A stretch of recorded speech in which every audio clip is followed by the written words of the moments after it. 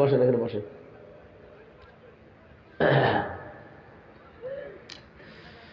প্রশাসনের ভাইরা, প্রাণ প্রিয় চাঁদপুরবাসী, এটাই তো সেই ফিটনেস বিহীন আর লাইসেন্স বিহীন না, এই এলাকা না? পাশে ফিটনেস বিহীন বিএনপি আর লাইসেন্স বিহীন জামাত, এই এলাকা থেকেই তো আওয়াজ উঠেছিল। সেদিন আমি হাজিরা দিতে গিয়েছিলাম মামলা, যিনি এই কথা বলেছিলেন আল্লাহ পুরাটা তার উপরেই এটা ঢেলে দিয়েছে। তার এখন ফিটনেসও নেই, লাইসেন্সও নেই, পুরাটা আল্লাহ তার কথা তার উপরেই ফেলে দিয়েছে। এই জন্য এমন কোনো কথা বলা ঠিক না আন্দাজে, না জানি ওইটা আবার আমার উপরে এসে পড়ে। এই যে আমরা প্রত্যেক দিন অন্তত ফরজ নামাজ যারা পড়ে, কয় ওয়াক্ত বলেন তো?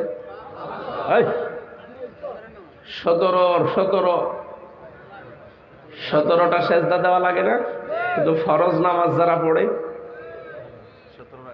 17 রাকাত, এই প্রত্যেক রাকাতে অন্তত একবার করে আপনাকে বলা লাগে যে গায়রিল মাগদুবি আলাইহিম ওয়ালাদ-দাল্লিন। কি বলেন, আপনি কোনোদিন টের পেয়েছেন নাকি ওই ওই ওই আমার মতো যা বলবেন নিজের গায়ে আবার এসে পড়বে?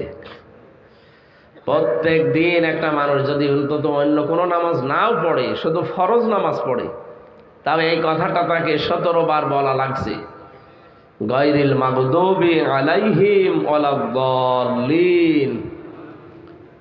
তাদের পথে আমাদেরকে চালিও না, যে মানুষগুলো মাগদুব এবং দল্লিন, অভিশপ্ত আর পথভ্রষ্ট।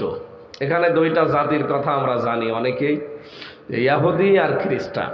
তারা দুই দলই অভিশপ্ত, আর এক দল হচ্ছে পথভ্রষ্ট। কেন? তারাও তো আমাদের মতো কিতাব পেয়েছে। কি আসমানি কিতাব তারা পায়নি? তারা কিতাব পেয়েছে, বড় বড় নবী পেয়েছে, যারা আল্লাহর সাথে কথা বলতেন সরাসরি। হযরতে মূসা কালিমুল্লাহ, ঈসা রূহুল্লাহ। একজনকে আল্লাহর রূহ বলা হয়, আর একজনকে বলা হয় আল্লাহর সাথে তিনি কথা বলতেন সরাসরি। পৃথিবীতে একজন মানুষ, আর আমাদের নবীতে সরাসরি যে কথা বলেছিলেন। তো বলেন, এত বড় পাওয়ারফুল নবী তারা পেলেন। বড় বড় নবীদের নাম আমরা কোরআনে 4 জনের পেয়েছি, তার ভেতরে 2 জন নবীর নাম আছে। সূরা সূরার 13 নম্বর আয়াতে দেখবেন যে 4 জন নবীর নাম আল্লাহ উল্লেখ দিয়েছেন, তার ভেতরে এই 2 জন নবীর নামই আছে, মূসা ঈসা আলাইহিস সালাতু ওয়াস সালাম।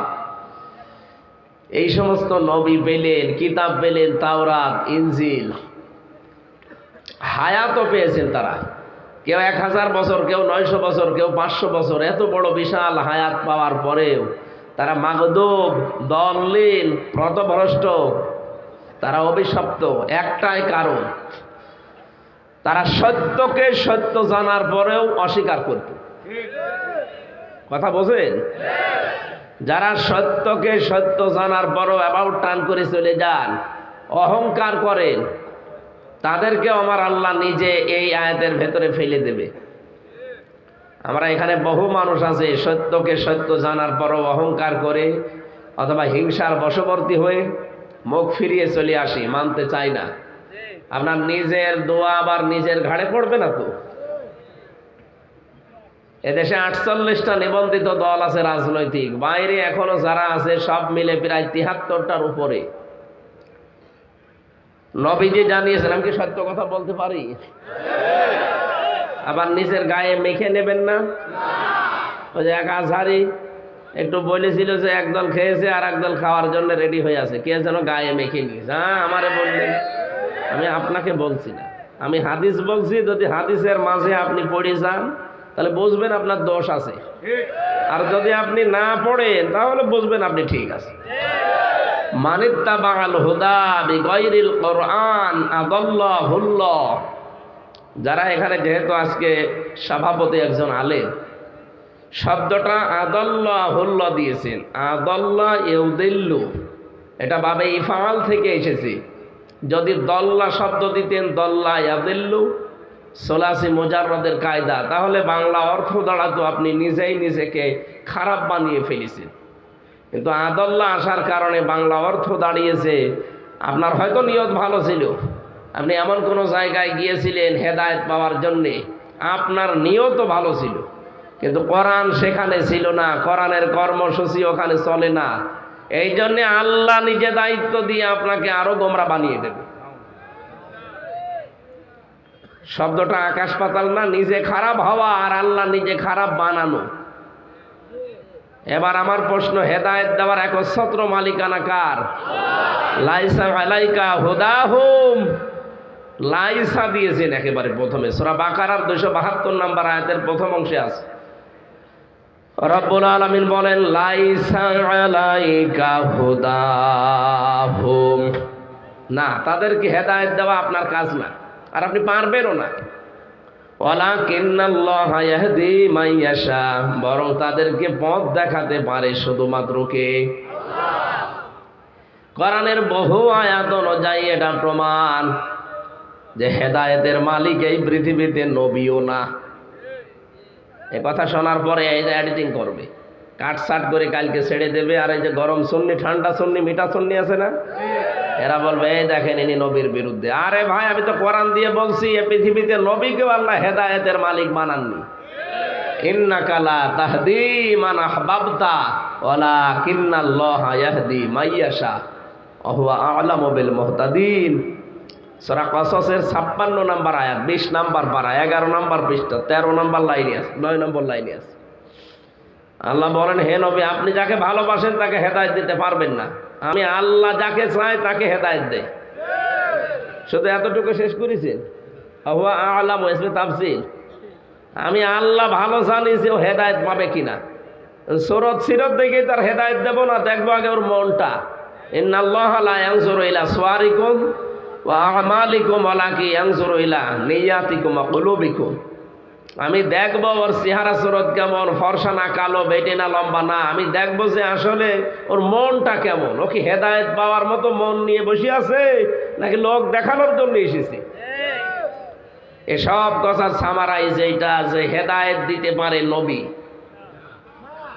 দেখলেন কোন জায়গায় কথা বলছি আমি? জবান খুলে বলতে পারছেন না? নবী পারে, পারলে ওনার চাচাকে দিত, পারেন নাই। এটা সরাসরি কার হাতে?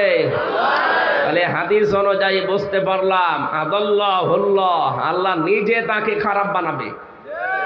এই হাদিসের প্রমাণ বাংলাদেশ। 48,000-এর উপরে এই দেশে পীর, সরকারি জরিপ, বাকি জরিপ তো আছে আরো বেশি।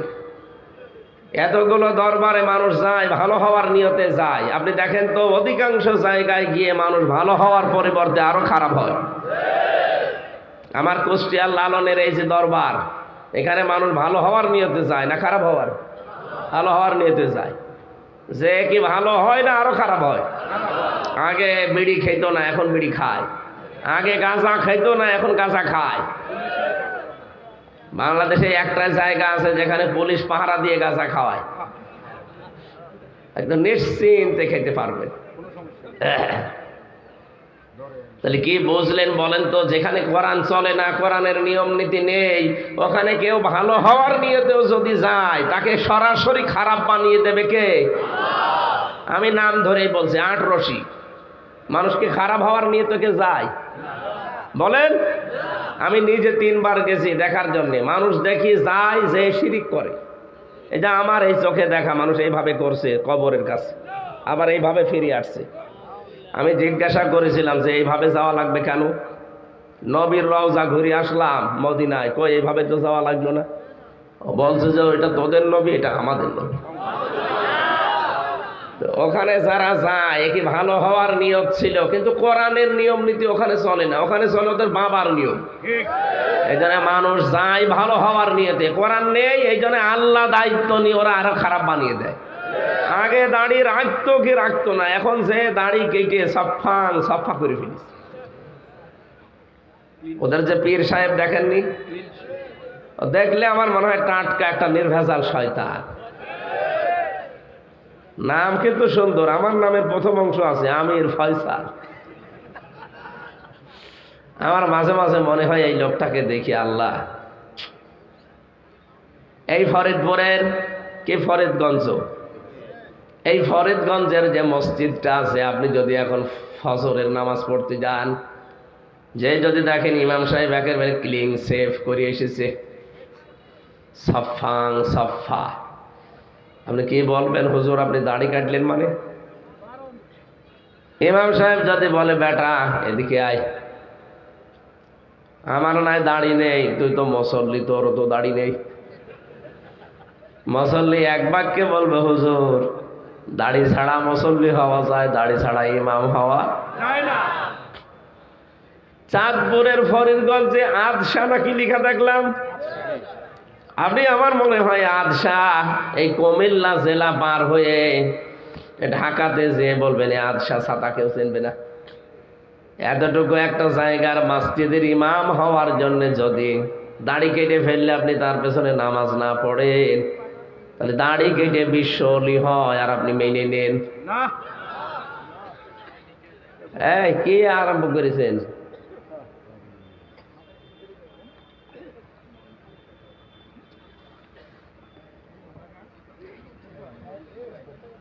এই ওরা এখানে নিয়ে আসেন তো, এই জায়গায় নিয়ে আসেন, এদিকে আসেন।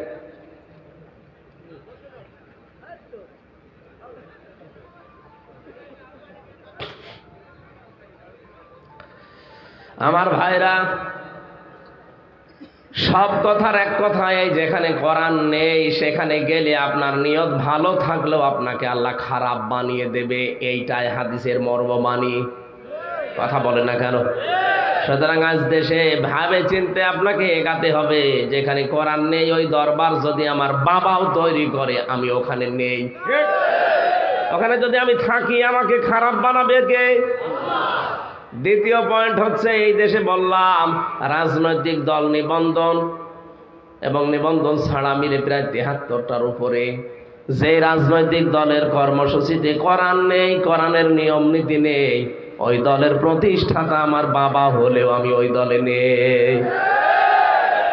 এটা অত জোরে বলা লাগবে না, আপনি পারবেন না মানতে। এটা পারবেন কিনা বলেন তো? যারা পারবেন হাত তোলেন তো দেখি। হ্যাঁ, আন্দাজে হাত তুলবেন না।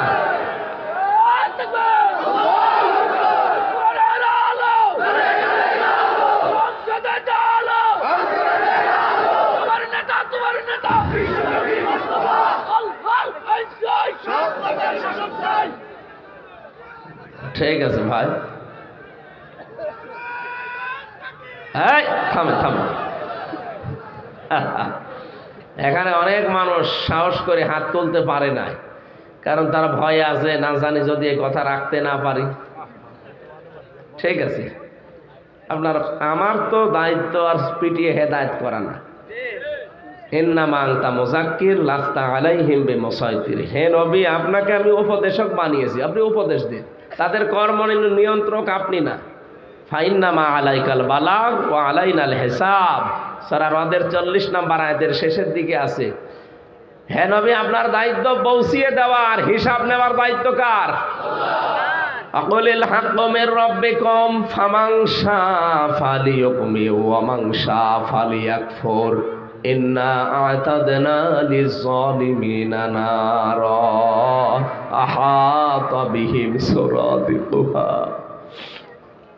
সূরা কাহফের 29 নম্বর আয়াতের প্রথম অংশে আছে, নবী আপনি সঠিক কথা, হক কথা তুলে ধরবেন আমার বান্দা বান্দীদের সামনে।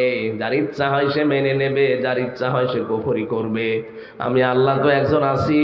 ইন্না আ'তাদনা লিয-যালিমিনা নারা, জালেমদের জন্য আমি আল্লাহ আগুন তৈরি করে রাখলাম। আহাতা বিহিম সুরাদিকুহা, চারিদিক থেকে তাদের ঢেকে রাখবে। এই জন্য আমার দায়িত্ব কুষ্টিয়া থেকে এসেছি সঠিকটা তুলে ধরা। আপনি ইচ্ছা হয় মানেন, ইচ্ছা হয় আপনি অস্বীকার করেন, একজন আছে কিন্তু। কি কথা বলেন না কেন? এই জন্য সত্যকে সত্য জানার পরেও যারা মানে না, হয় তারা ইহুদি নাই খ্রিস্টান। নামের আগে আপনার যতই মুসলমান লেখা থাক, কি কথা বোঝা যায়নি? আপনার নামের আগে মোহাম্মদ, নামের শেষে হুসাইন যাই থাক, যারা সত্যকে সত্য জানার পরও মানে না, হয় এরা ইহুদি নাই খ্রিস্টান। ওদেরকে আল্লাহ যেমন বরদোয়া দিয়েছে আপনাকেও দেবে। এই জন্য এমন কোনো কাজ, এমন কোনো কিছু বলা ঠিক না যেটা আমার উপরে আবার গড়িয়ে আসে। উনি বলেছিল যা, বাস্তব আল্লাহ দেখিয়েছে। আমার সামনেই নিয়ে যাচ্ছিল, চেহারার দিকে একবার তাকিয়ে দেখলাম, ও সত্যিই ফিটনেসবিহীন হয়ে গেছে। আর লাইসেন্স তো নেই। লাইসেন্স আছে? লাইসেন্স তো শেষ করে দিয়েছে। বলে যা বলেছিল আল্লাহ নিজের জীবনেই দেখিয়ে দিল। আর আমরা 17 বার করে বলছি, উনি তো একবার বলেই ধরা খেয়েছে, আর আমরা কয়বার বলছি? প্রতিদিন 17 বার। আমরা তো অলরেডি ধরা খেয়ে বসে আছি। আজকের তেলাওয়াত কিন্তু আয়াত যা করব, এর ভেতরে বাস্তবতার নিরিখে এই কথাগুলো আসবে ইনশাআল্লাহ। সুতরাং যে মানুষগুলো আমরা এখানে এসেছি, দল মত জাতি বর্ণ ধর্ম নির্বিশেষে, আজকে অনুষ্ঠান শুধু মুসলমানদের জন্য না, হাযা বায়ানুল লিন্নাস হুদাল লিন্নাস, মানুষ পদ পাচ্ছি আমরা যারা বিবেচিত, সবার জন্য আজকের এই অনুষ্ঠান। কথা বলেন ঠিক কিনা? এটা কি শুধু মুসলমানদের না? হাত্তা ইয়াসমা কালাম আল্লাহ সুম্মা আবলিগহু মা মানা। আল্লাহ বলেন অন্য ধর্মের কেউ যদি আসে তাকে শোনার ব্যবস্থা করে দেবে, এবং শোনা হয়ে গেলে বাড়িতে পৌঁছে দেওয়ার নিরাপদে হে নবী আপনি দায়িত্ব পালন করবেন। সুতরাং এখানে অন্য ধর্মের যদি কেউ এসে থাকেন, আপনাকেও শুভেচ্ছা জানাচ্ছি, স্বাগতম, ওয়েলকাম। এ কোরআন শুধু আপনাদের ধর্মগ্রন্থের মতো ঠাকুররা পড়বে, পুরোহিতরা পড়বে না, ধর্মগুরু যারা তারা পড়বে না, এটা সবার জন্যে। একটা কথা এ দেশে কে যেন ছড়িয়ে দিয়েছে যে জানার নাম ইসলাম না, মানার নাম ইসলাম। এটা একটা শয়তানি। আপনি যদি না জানেন তো মানবেন কি করি? কথা বলেন না কেন? জানা এবং মানা ওই দুইটার নাম কি? কেউ যদি জানে কিন্তু মানে না, তার একটা গুনাহ হবে। এদিকে তাকান, কেউ ইসলামের কোনো বিধান জানে কিন্তু মানে না, কয়টা গুনাহ হবে? একটা। কারণ সে জানার ফরজ আদায় করেছে, মানারটা আদায় করতে পারে নাই। কিন্তু আপনি জানেনও না মানেনও না, আপনার ডবল গুনাহ হবে। আপনি জানেন না কেন? এটা আপনার অপরাধ। বলেন, পৃথিবীতে আপনি যে জানেন না, বলেন আমি জানি না তাই মানি না, আপনি জানেন না কেন? আপনি যে জানেন না এটা আপনার কি? আর অপরাধ করলে কি হয়? শাস্তি। বলেন বলেন। এই জন্য হিসাব নিকাশ করে আন্দাজে কথা বলবেন না। বলে আমি জানি না তাই মানি না। আপনি জানেন না মানে? আমি কি জেনে এসেছি মায়ের পেট থেকে? আমার জানা লাগেনি? আপনি জানেন না কেন? এই জন্য আপনাকে জানা লাগবে। দরুদ আর সালাম পড়ছি আমাদের নবী মুহাম্মদুর রাসূলুল্লাহ সাল্লাল্লাহু আলাইহি ওয়াসাল্লামের প্রতি। আমি যে আয়াতগুলো পড়েছি, নবীর নাম আল্লাহ যে 7টা কোরআনে দিয়েছেন, ডাইরেক্ট নাম দিয়েছেন 7টা, ইনডাইরেক্ট আরো বহু নাম আছে। তার ভেতরে এই মুদ্দাসসির একটা। ওনাকে আল্লাহ বেশিরভাগ 7টা নাম ধরে ডাক দিয়েছে পুরা কোরআনে। মুদ্দাসসির, মুজাম্মিল, আহমদ, মোহাম্মদ, আব্দুল, আর ইয়াসিন, তহা। কয়টা? 7টা। তার ভেতরে আমরা একটা পড়েছি মুদ্দাসসির। মুদ্দাসসির মানে কম্বলওয়ালা, বস্ত্র আচ্ছাদিত ব্যক্তি। এই সূরার উপরে আমরা আজকে কথা বলবো। 56টা আয়াত আছে। কয়টা? আমরা প্রথমে 5টা আয়াত পড়েছি তাফসীর আকারে, যেহেতু লিখেই দিয়েছেন তাফসীরুল কোরআন মাহফিল। আমরা চেষ্টা চালাচ্ছি, আল্লাহ যেন আমাদেরকে সাহায্য করেন। বলেন আমিন। জবান খুলে কোরআনের সোনালী আয়াতটা একটু পড়েন। আমার শরীরের যে কন্ডিশন, মাহফিলগুলো একটু বাদ দেওয়া দরকার ছিল, কিন্তু আপনারা না আসলে তো আবার উল্টা পাল্টা ধারণা করবেন। এই জন্য জোর করে হলেও আশা লাগছে। জালেমরা যে 3টা বছর ফাঁসির ওই কন্ডেম সেলের ভেতরে কি খাওয়িয়েছে না খাওয়িয়েছে ওরা জানে আর আল্লাহ জানে। আমার শরীর ভেঙে যাচ্ছে, স্বাভাবিক হচ্ছে না। যত আলেম জেলে ছিল সবগুলো এখন হাসপাতালে। কালকে মাওলানা জসিমউদ্দিন রহমানের সাথে দেখা, উনিও হাসপাতালে, ওখান থেকে তুলে নিয়ে এসেছে। মাওলানা মামুনুল হক আমার সাথেই ছিল 3 বছর, উনিও হাসপাতালে ছিল কিছুদিন। আমি তো 11 দিন পড়েছিলাম।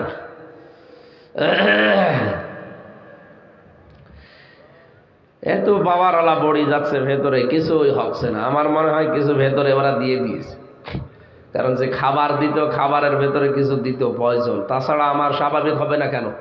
বাংলাদেশের সর্বোচ্চ ডাক্তার যারা, তাদের দেখালাম, সিঙ্গাপুর মালয়েশিয়া ঘুরে আসলাম, কিছুই হচ্ছে না। তার মানে ভেতরে কোনো কিছু সমস্যা হয়েছে। তাছাড়া স্বাভাবিক হওয়ার কথা ছিল। যদিও এসবগুলো আমার আল্লাহর হাতে। ওয়াইদা মারিদতু ফাহুয়া ইয়াশফিন। আমাদের জাতির পিতা ইব্রাহিম নবী দোয়া করেছিলেন, হে আল্লাহ, আমি যখন অসুস্থ হই শেফা দান করে কে? আমরা ওইটার উপরে ভরসা করে আছি, যেহেতু অসুস্থ আছি আপনারা দোয়া করেন, আর আমরা শেফা হিসাবে তো দাওয়া নিচ্ছি। আল্লাহ রাব্বুল আলামিন আমাদের বিশ্বাস অনুযায়ী যেন আমাদের শরীরটাকে আগের অবস্থায় আবার ফিরিয়ে দেয়। আগে কেমন টকবক করতো শরীরটা, 3 বছরে একেবারে নেতিয়ে দিয়েছে জালেমরা। লাগবে না, থাক, ও তো এমনি নেই, থাক। আমরা যে তেলাওয়াত করলাম সূরা মুদ্দাসসির থেকে, এবার আরম্ভ করি। নেন, আউযু বিল্লাহি মিনাশ শাইতানির রাজীম, বিসমিল্লাহির রহমানির রহিম, ইয়া আইয়ুহাল মুদ্দাসসির কুম ফাআনজির ওয়া রাব্বাকা ফাকাব্বির ওয়া সিয়াবাকা ফাতাহহির ওয়ার রুজজা ফাহজুর। সাদাকাল্লাহুল আযীম। কোন সূরা মনে আছে তো ইনশাআল্লাহ? কি? মুদ্দাসসির। কোরআনে কারিমের এই প্রথম 5টা আয়াত আমরা পড়লাম, আরো 2টা আয়াত আছে, ওয়ালা তামনু তাস্তাকসির ওয়ালি রাব্বিকা ফাসবির, এ পর্যন্ত। এই 7টা আয়াত তাফসিরে কোন মুফাসসির লিখেছেন সর্বপ্রথম দুনিয়ায় আয়াত নাজিল হয়েছে এই 7টা। অন্যান্য তাফসিরে আমরা যারা পড়েছি এখানে সবাই জানি যে না, কোরআনে কারিমের সর্বপ্রথম নাজিল হওয়া আয়াত সূরা আলাকের প্রথম 5টা। কি কথা বলেন না কেন? তাহলে আমরা অধিকাংশ মানুষ এখানে যারা বসে আছি সবাই শুনেছি, জেনেছি যে কোরআনের প্রথম নাজিল হওয়া 5টা আয়াত সূরা আলাকের। আর আমি বললাম এখন সূরা মুদ্দাসসিরের এই 7টা, পুরাটা একেবারে কন্ট্রাডিকশন, এর সাথে ওর মিল নেই। এই জন্যই তো তাফসীর মাহফিলে আসা লাগে। আমার ভাইরা, বিশ্ব নবীকে আল্লাহ যখন 40 বছর বয়সে নবুয়ত দেবেন, সর্বপ্রথম সূরা আলাকের 5টা আয়াত তাকে দিয়েছিলেন। এই যে আমি গুরুত্ব বোঝালাম না কিছুক্ষণ আগে, যে জানার নাম ইসলাম না মানার নাম ইসলামে কথা যারা বলে এটা ঠিক না। এজন্য সর্বপ্রথম আল্লাহ 5টা আয়াত তাকে নাজিল করে জানিয়েছিলেন, ইকরা বিসমি রাব্বিকাল্লাযী খালাক। হে নবী, আপনি পড়েন। কি করেন? তিনবার ফেরেশতা জিবরাইল এই কথাটা নবীকে জানিয়েছেন, ইকরা ইকরা ইকরা। হে মুহাম্মদ, আপনি পড়েন পড়েন পড়েন। 3বারই তিনি জবাব দিয়েছেন, মা আনা বিকারি, আমি পড়তে জানি না, কি পড়বো? প্রথম অর্থ হচ্ছে মা আনা বিকারি, মানে আমি পড়তে জানি না। দ্বিতীয় অর্থ হচ্ছে আমি কি পড়বো? কথা বুঝতেছেন না? আপনি বোঝেননি, আন্দাজে চিল্লাবেন না। মা আনা বিকারি, আমি পড়তে জানি না, এটা প্রথম অর্থ। দ্বিতীয় অর্থ হচ্ছে আমি কি পড়বো? এখানে প্রশ্নবোধক চিহ্ন, হর্ষ ইস্তেফহাম, এটা ইন্টারোগেটিভ সেন্টেন্স। এর 2টা শব্দের অর্থ কিন্তু এক মনে হচ্ছে, আকাশ পাতাল পার্থক্য আছে। আমি পড়তে জানি না, আর একটা অর্থ হচ্ছে আমি কি পড়বো।